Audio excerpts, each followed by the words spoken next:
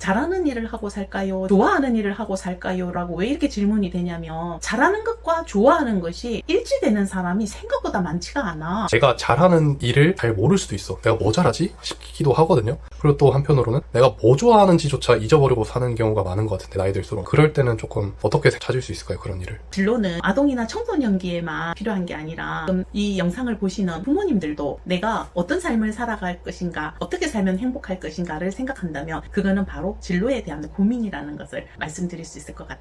허당 허당엄마입니다. 상담을 하다 보면 부모님들이 잘하는 일을 하고 살게 할까요? 좋아하는 일을 하고 살게 할까요? 라는 질문을 하시거든. 그런 질문을 하시는 부모님은 굉장히 건전하고 자녀에 대해서 진심으로 사랑하고 여러 가지 고민을 많이 하시는 부모님들이거든. 그런데 하는 부모님들이 속마음은 성공했으면 좋겠다라고 생각하거든. 그렇죠. 대부분의 부모님이 자식이 잘 살았으면 좋겠다라는 생각을 하니까. 그렇지. 그래서 그 성공이라는 거는 사회적인 성공 플러스 경제적인 여유, 이렇게 보통 성공이라고들 많이 하거든. 그러면 진로에 대해서 우리가 먼저 한번 좀 이야기를 나눠볼까 하는데, 보통 진로라고 하면 어떻게 생각할까? 단순하게 생각하면 일단 뭐 해먹고 살지 정도가 되지 않을까요? 맞아. 좁은 의미로서는 대학 진학 플러스 직업이나 일이거든. 그런데 넓은 의미로서는 직업 플러스 일, 삶의 방향, 삶의 의미, 삶의 가치까지 넣어서 진로라고 하거든. 그 삶의 의미와 가치까지 넣으면 조금 고차원적인 고민이 되겠네요. 그렇지. 내가 가장 나이가 많은 사람의 진로를 상담한 게 60세 되는 분이시거든. 아, 60세도 진로를 고민을 해요? 그렇지. 오. 근데 난 그분을 굉장히 칭찬했거든. 어떤 공직에 있다가 은퇴를 하시고는 갑자기 내가 어떻게 살아야지 하면서 고민에 빠지신 거야. 근데 그분이 60대일 때 내 나이가 50대였었거든. 그분이 굉장히 특별하게 보였어. 거의 35년 이상 한 직장에서 일을 하시고 은퇴를 했는데 갑자기 그분이 이제 나는 남은 생에 20, 30년을 어떻게 살아야지 하고 한 1년을 고민을 하셨대. 그러다가 도저히 안 되겠다. 전문가의 얘기를 들으면 좀 도움이 되지 않을까 하고 찾아오셨어. 그분에게 여러 가지 검사도 하고 대화를 해보니까 그분이 아주 잘하는 게 있어서 그렇게 진로를 얘기를 나눴거든. 이것처럼 진로라는 거는 내가 어떤 삶을 살까라고 생각해도 괜찮은 것 같고, 좁은 의미로서의 진로도 있지만 나는 이 나이에도 내가 남은 생에 어떻게 살까라고 고민하거든. 그럼 결국 그게 진로라는 거야. 너는 그런 고민 안 해? 저는 매일매일 하는데요. 그래, 그게 진로야. 너는 지금 직장이 있잖아. 네. 그런데 고민하잖아. 그게 바로 진로 고민이다.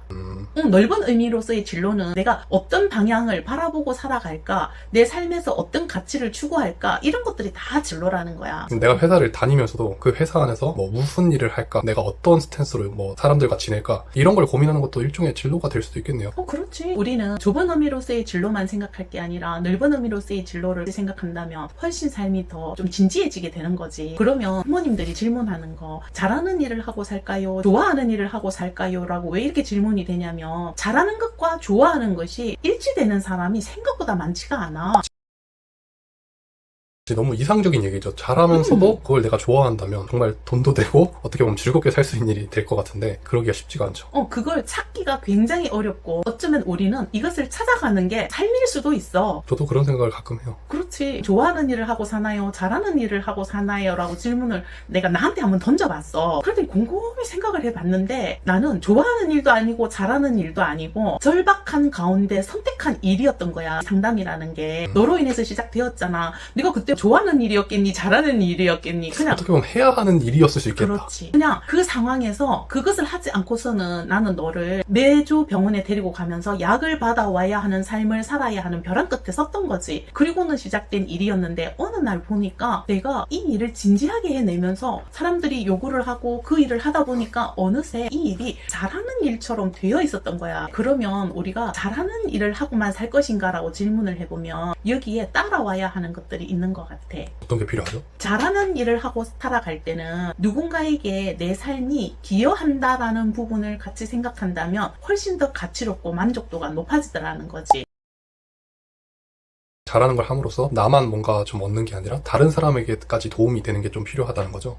그렇지. 좋아하는 일을 하고 산다면 청소년기 때 또는 아동기 때 좋아하는 일을 택해서 그 일을 꾸준히 해서 산다면 나중에 정말 큰 열매를 맺을 수가 있어. 근데 조심해야 할 게 또 하나 있어. 좋아하는 일을 하고 살았는데 성인이 되었을 때, 즉 다시 말해서 자기 인생을 책임져야 할 나이가 되었을 때 뭔가 이루어냈다면 좋겠는데, 그때도 좋아하는 일을 하고 살아가기만 한다면 이건 굉장히 자기 삶에 무책임한 게 되는 거야. 그러겠네요. 계속 쫓기만 하고 자기 앞가림도 못하면 사실 그거는 바람직한 성인이라고 보긴 좀 어려울 것 같아요. 그렇지. 그래서 좋아하는 일을 청소년기에 시작해서 했을 때 미래에 큰 열매를 맺을 수 있고 타인에게도 좋고 자기 스스로에게도 좋고 결과물이 잘 나올 걸로 기대는 하지만 성인이 되었을 때 좋아하는 일을 계속하면서 어떤 열매를 맺을 수 없다면 자기 스스로 책임지는 어떤 아르바이트라든지 그 수입을 낼 수 있는 일을 병행하면서 좋아하는 일을 계속해야만 한다라는 걸 얘기하고 싶은 거지. 요즘은 경제력에 초점이 많이 맞춰져서 얼른 경제적으로 뭔가 이루어놓고 취미생활을 하면서 놀아야지라고 하는 젊은이들이 많잖아. 파이어족이라고도 하죠. 이른 은퇴를 꿈꾸는. 그렇지. 근데 너 한번 생각해봤어. 너가 파이어족이 된다면 어떻게 될까 하고.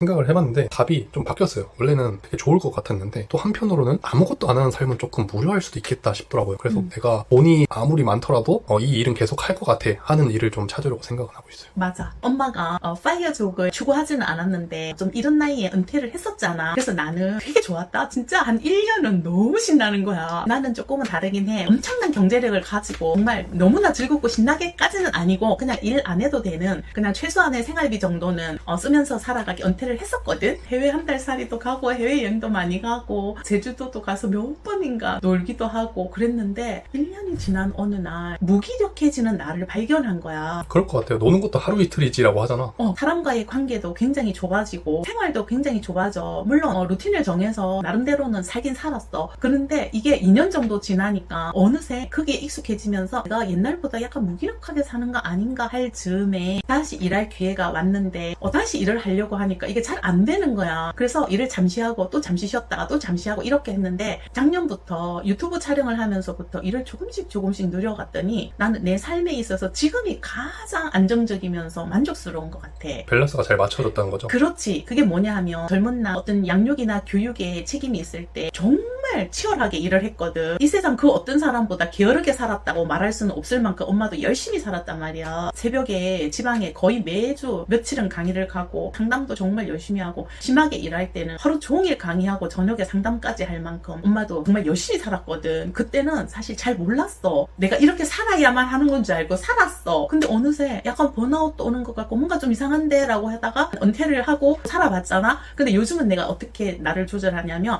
루틴을 정해서 일주일에 3일 상담, 그리고 일주일에 하루 강의, 또 일주일에 하루 촬영이나 편집 이런 식으로, 그리고 일주일에 하루 취미생활 이런 식으로 비율을 적절하게 맞췄을 때 훨씬 더 행복하다는 걸 내가 알게 된 거야. 우리가 욕구 중에 자아실현의 욕구를 이게 먼 나라 얘기가 아니라는 거야. 내가 사회의 일원으로서 뭔가 기여를 할 때 훨씬 더 행복하다는 걸 엄마는 이제 이 나이가 되어서 경험으로 알게 된 거야. 지금 너는 그 생각을 했다는 건 너무 대단한 거 아니냐? 근데 뭐 또 이 결론이 바뀔 수도 있고요. 엄마가 그렇게 했을 때 행복하고 만족한다는 건 또 엄마의 경우일 수도 있어요. 또 그래, 그건 그래. 다른 사람은 또 안정적으로 나는 그냥 매일같이 뭐 정해진 시간에 뭔가를 하는 게 더 좋아. 그러니까 직장을 월화수목금 9시부터 6시까지 일하는 게 난 좋아라고 할 수도 있고 자기만의 어떤 가치관에 맞는 행복을 찾는 게 중요할 것 같아요. 그런 것 같아. 그리고 또 어떤 사람은 파이어족으로 굉장히 풍성한 삶을 살 수도 있어. 그렇더라. 파이어족 두 가지 케이스가 있는데 한 명은 노는 거 놀아도 너무 재밌어. 계속 놀아도 재밌어 하는 분도 있고 또 어떤 사람은 무료해서 소일거리라도 하고 있어요 라고 하는 분도 있고.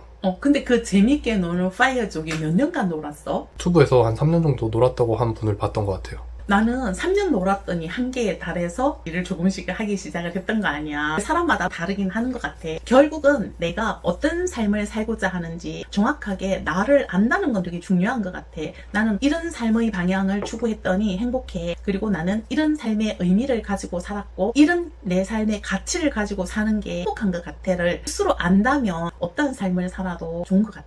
그게 가장 중요한 얘기인데 그게 또 가장 어렵기도 하거든요. 그래서 저는 좀 여쭤보고 싶은 게 내가 잘하는 일을 잘 모를 수도 있어. 내가 뭐 잘하지? 싶기도 하거든요. 그리고 또 한편으로는 내가 뭐 좋아하는지조차 잊어버리고 사는 경우가 많은 것 같은데 나이 들수록 그럴 때는 조금 어떻게 찾을 수 있을까요? 그런 일을.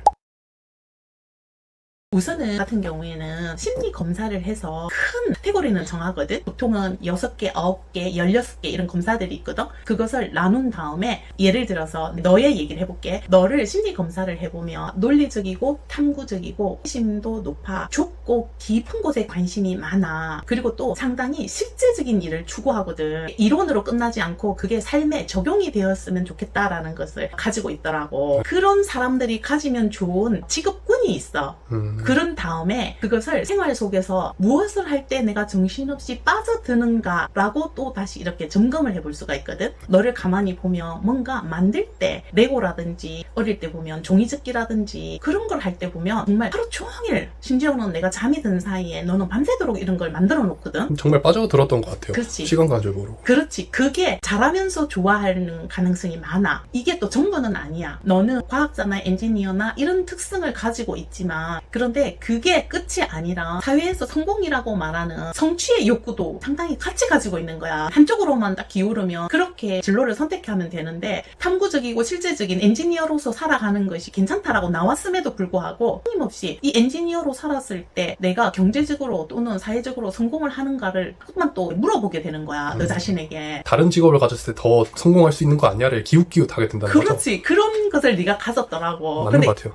이렇게 되면은 상당히 살아가면서 이렇게 살면서 더 나은 거 있는 거 아니야? 이렇게 또 해. 그런데 반대로 사회와 성취를 추구하고자 살아가면서 또 이런 생각이 드는 거야. 아, 이게 내 삶의 다채로운 일인가? 그리고 또 그 속에서 내가 몰두할 수 있는 나만의 또 세계를 추구하는 거야. 이것처럼 너는 좀 어찌 보면 난해하더라고. 저는 그래서 계속 고민하면서 고달픈 삶을 살아가고 있다니까요. 저 매일같이 진로 고민한다고요.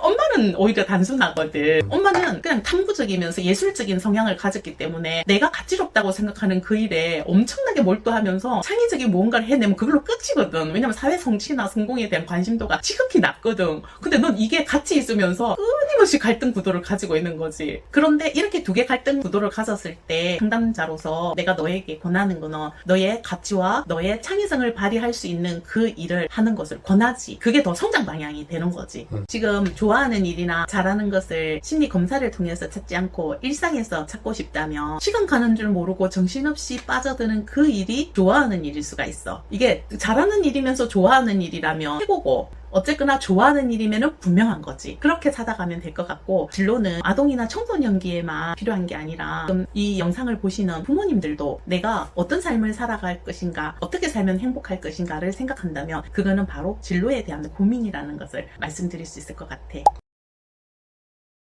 사실 어른들이 더 필요할 수도 있을 것 같아요. 왜냐면 그냥 내가 쉽게 말해서 먹고 살기 위해서 그냥 허덕이면서 되는 일, 그냥 할 수 있는 일 하면서 그냥 돈 버는 데 집중해서 살았더라면 이제 좀 나이 들어서 은퇴할 시기가 되면은 자기 자신에 대해서 좀 더 돌아보고 그 이후의 삶도 좀 진지하게 고민하게 될 것 같아요. 허당 엄마.